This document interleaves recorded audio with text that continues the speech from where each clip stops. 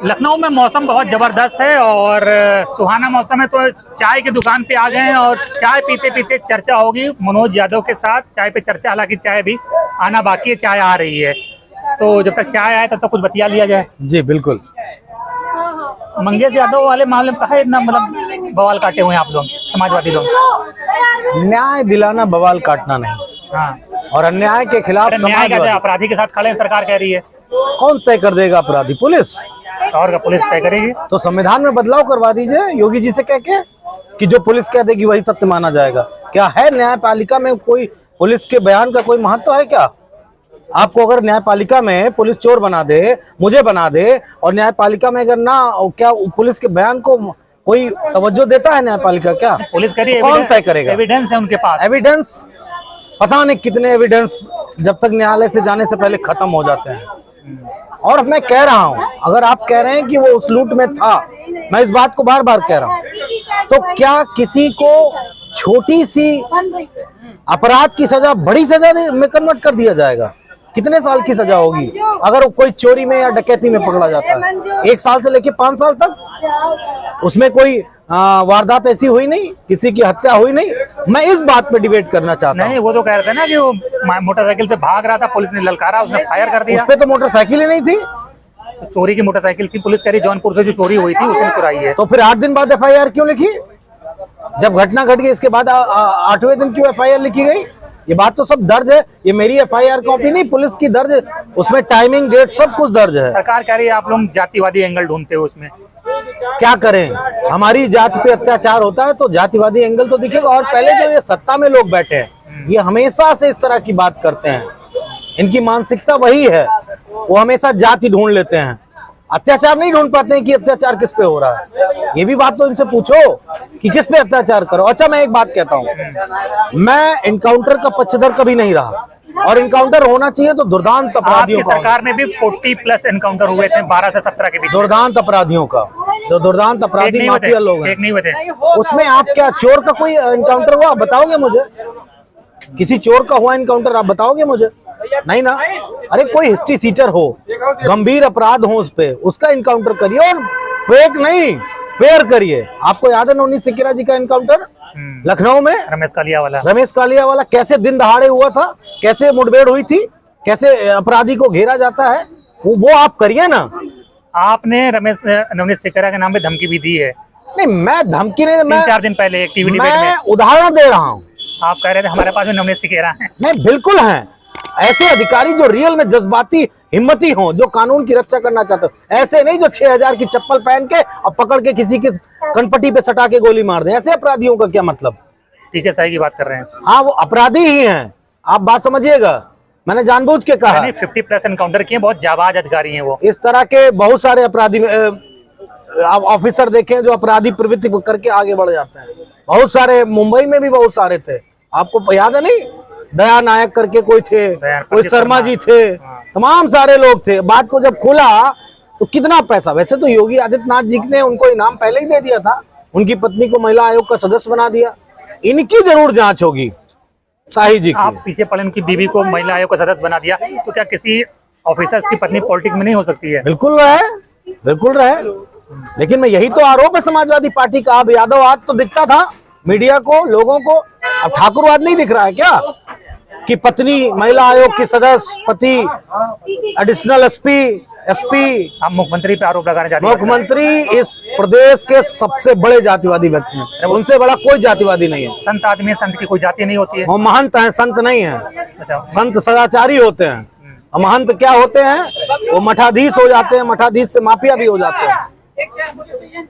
वो कह रहे हैं कि वो तो लॉ एंड ऑर्डर मेंटेन करने के लिए कार्रवाई कर रहे हैं, अपराधियों पर लगातार उनकी धरपकड़ हो रही है। आप लोग उसमें जाति एंगल ढूंढने लगते हो।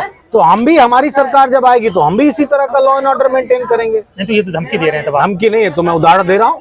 अगर किसी की मुठभेड़ में हत्या करके पकड़ के हत्या कर देने से लॉ एंड ऑर्डर अगर मेंटेन हो जा रहा है, तो मैं उदाहरण दे रहा हूँ कि आप मुझे ये बता दो कि क्या हजारों इनकाउंटर होने के बाद भी उत्तर प्रदेश के हालात जस के तस? अच्छा, मंगेश के साथ अगर कोई विपिन सिंह की भी इनकाउंटर हो जाती तो आप सेटिस्फाई रहते हैं। मैं सेटिस्फाइड ना होता, देश की जनता में सवाल ना होते, उत्तर प्रदेश की जनता को ये लगता कि हाँ शायद हो सकता है ठीक, लेकिन फिर भी भाई सिर्फ डकैती हुई, चोरी हुई, उसमें इनकाउंटर क्यों बनेगा?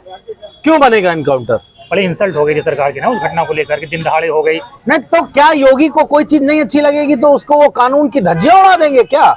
मतलब योगी जी को सपने में अच्छा लगा मनोज यादव ने सही नहीं बोला तो क्या अगले दिन मनोज यादव को गोली मरवा देंगे? अरे तो ये नॉलेज है, ये क्या लॉ है? योगी जी थोड़ी इनकाउंटर के तो पुलिस की है। न किसके इशारे पे करती है इनकाउंटर पुलिस? मेरा इशारे, मेरे नेता के इशारे पे कर दे? एनकाउंटर तो मतलब मैं दो ही उदाहरण देता हूँ। अरे कैसा मौका, चप्पल पहन के मौका ढूंढने गए थे, चप्पल पहन के इनकाउंटर होते हैं? हल्की मामूली चप्पल थी वो। अरे तो 6,000 की थी। हाँ। तो इतने महंगे 100 के एक अधिकारी चप्पल पहनता तो जूते कितने वाले पहनता होगा? डीएसपी उसके घर की जांच होनी चाहिए। डीएसपी की सैलरी पता है आपको कितनी? 1 लाख, 1.25 लाख, 1.5 लाख? 6,000 चप्पल नहीं पहन सकता। तो और भी तो खर्चे होंगे, और भी तो असेट्स होंगे, और तो लायबिलिटी होंगी, उस पे जांच होनी चाहिए ना, कितनी प्रॉपर्टी है उनपे, ये भी तो सवाल बनता है। और वही नहीं है, कई लोग हैं उसमें, वो पूरी चैन है ऊपर से टी सीरीज की, उस टी सीरीज की जांच होनी चाहिए। आज बता रहे थे ना प्रेस कॉन्फ्रेंस में बैठ के, ऐसे नहीं ऐसे हुआ, हम भी जांच करा लेंगे। क्या लगता है जो पुलिस की प्रेस कॉन्फ्रेंस हुई, हमने देखी कि ये जो प्रेशर पड़ रहा है मंगेश यादव एनकाउंटर की वजह से, इस वजह से DGP, ADG law and order और एडीजी जोन ये सब मिलके एक साथ सफाई देने आए, तो उस प्रेशर की वजह से ये सिर्फ और सिर्फ हमारे नेता आदरणीय अखिलेश यादव जी की आवाज का दम है। जो सवाल उन्होंने सरकार से पूछे हैं उन सवालों से घबरा गए हैं, इसलिए आज वो प्रेस कॉन्फ्रेंस कर रहे हैं। वैसे तो प्रेस कॉन्फ्रेंस कर दी थी वहीं पे, शाही साहब नहीं कर दी थी। नहीं, शाही साहब को तो ऑथराइज नहीं, योगी जी ने दे दी थी। अच्छा, अम्बेडकर नगर में दे, आपके ही जनपद में बोल दिए थे कि साहब वो डकैत है, वो मतलब वही न्यायपालिका के मुख्य न्यायाधीश वही हैं, वो कुछ भी बता सकते हैं। अच्छा, ये जो मंगेश यादव एनकाउंटर को हम देखें कि तमाम एनकाउंटर्स होते हैं तो लोग स्वीकार कर लेते हैं पुलिस की थ्योरी, लेकिन इस बार लोगों ने पुलिस की थ्योरी स्वीकार नहीं करी और पूरे देश में इसको लेकर एक बहुत बड़ा गुस्सा देखने को मिला और लोगों ने एसटीएफ को पुलिस पर सवाल उठाए। क्या वजह रही? देखिए एक बात कह दूं, आपने कितनी बार 7.5 साल में योगी आदित्यनाथ के मुख से सुना है कि हम उसकी जांच कराएंगे, हम उसकी विवेचना कराएंगे, मजिस्ट्रेट जांच हो रही है, मजिस्ट्रेट जांच हो, नहीं ये तो इनकाउंटर के बाद की बात अलग है। ये तमाम सारी चीजों पे पुलिस का और मुख्यमंत्री का ये बयान होता है कि हम इस संबंधित घटना की जांच कराएंगे, जो अपराधी वो नहीं बख्शे जाएंगे, ये होता है। आपने सुना कभी मुख्यमंत्री तो सदन में भी कहता है बुलेट ट्रेन चला देंगे, आप समझिए वो आदेशात्मक है, वहां पे कोई जांच का बात नहीं है, वो आदेश है, आप इनकाउंटर कर दो, आप हत्या कर दो, आप पकड़ के मार दो, सरकार खड़ी रहेगी आपके साथ। बिल्कुल। पुलिस वाले इसलिए आज इतने निर्द्वंद हो गए कि उनको मालूम है कि मुख्यमंत्री हमारे साथ है। तो अगर एक दुर्दांत अपराधी की हत्या होती है तो 4 पॉलिटिकल हत्याएं की जाती हैं अपराधियों की, मन बढ़ता है, मन, जिससे कि सरकार की जवाबदेही ना हो पाए। जैसे यादव को मरवा दिया तो सारा पॉलिटिकल विमर्श कहां चला गया? यादव पे।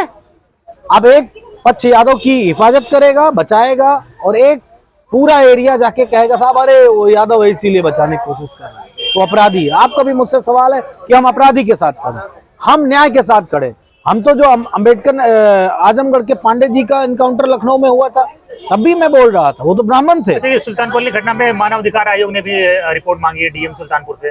खाना पूर्ति है, कुछ नहीं, सब ऊपर से नीचे तक खाना पूर्ति है। कोई फूफा का, कोई मौसा का, कोई बुआ का, कोई चाचा का, कोई मौसी का, सब आपस में एक दूसरे के सगे संबंधी हैं। कल 4 और पकड़े गए हैं, उसमें अरविंद यादव भी थे, तो वो तो सही सलामत पकड़ लिए गए ना। देखिए ये पॉलिटिकल प्रेशर था कि उसके आगे लोगों का इनकाउंटर वो नहीं कर पाए। पकड़ना न पकड़ना, ये सारी घटनाएं इलाहाबाद से लेके और इस घटना तक जितना भी जोड़ोगे सब मालूम है, जनता को मालूम है किस अपराधी को कहां से पकड़ा गया, ये मालूम है, उसके तमाम सारे सबूत भी हैं, इस घटना के भी तमाम सारे सबूत हैं। अच्छा, एक आखिरी सवाल, मंगेश यादव के साथ जो मोटरसाइकिल पे था दूसरा जिसको पुलिस करीब भाग गया था, वो अब तक नहीं पकड़ा गया, वो कौन था? फर्जी इनकाउंटर में कोई होगा फर्जी बात कहने के लिए? रसोड़े में कौन था? वो कोई बात नहीं है, वो सिर्फ और सिर्फ एक स्टोरी क्रिएट की गई है, उस स्टोरी को बताने के लिए इस तरह की बात की। हो सकता है कल आपको पकड़ के बता दें कि आप थे, मुझको पकड़ के बता दें मैं था। वो तो पुलिस को थ्योरी लिखनी है अपनी, वो थ्योरी लिख देंगे, लेकिन जांच एक एक की होगी। चाहे वो शाही लिखना बंद कर दें, शाही स्नान बंद हो गया है, अब राजसी स्नान हो गया है, तो वो भी अपना नाम डीके राशि लिख ले, शाही से भी उनको आपत्ति है। रॉयल, हाँ, रॉयल टाइप का कुछ लिख ले, वो ज्यादा अच्छा रहेगा। रॉयल, हाँ, वो ज्यादा अच्छा रहेगा। और अब अगर समाजवादियों की हत्याएं होंगी, ये बात मैं आपके चैनल पे कह रहा हूँ, मंगे से तो समाजवादी था। जितने भी समाजवादियों की अब हत्याएं होंगी, उन सब के जिम्मेदार यही लोग होंगे। अगर पुलिस के द्वारा मारे जाते हैं यही लोग, और इन सब पे मुकदमे होंगे। चलिए धन्यवाद। तो देखिए मनोज यादव जी बड़े गुस्से में हैं और पूरे इस एनकाउंटर पर सवाल उठा रहे हैं, उसे फेक करार दे रहे हैं। जब कोई निर्दोष मारा जाएगा और अगर समाज को गुस्सा ना आए, उस प्रदेश की जनता तमाम आबादी को गुस्सा ना आए, तो प्रदेश मरा हुआ समझा जाएगा। और आप ही लिखते हैं ना, साधो ये मुर्दों का देश। नहीं तो कबीर जी कह गए थे। हम मुर्दों का देश प्रदेश नहीं बनाना चाहते हैं। हम चाहते हैं ये इंसानों का देश रहे। मुर्दा बनाना और मुर्दा बनना बड़ा आसान काम होता है, लड़ना और संघर्ष करना सबसे मुश्किल काम होता है अनिल जी। इसीलिए समाजवादी लोग संघर्ष करते हैं, लड़ते हैं। तो आप क्या सोचते हैं इनके इस इंटरव्यू के बारे में, कमेंट बॉक्स में जरूर बताएं। धन्यवाद।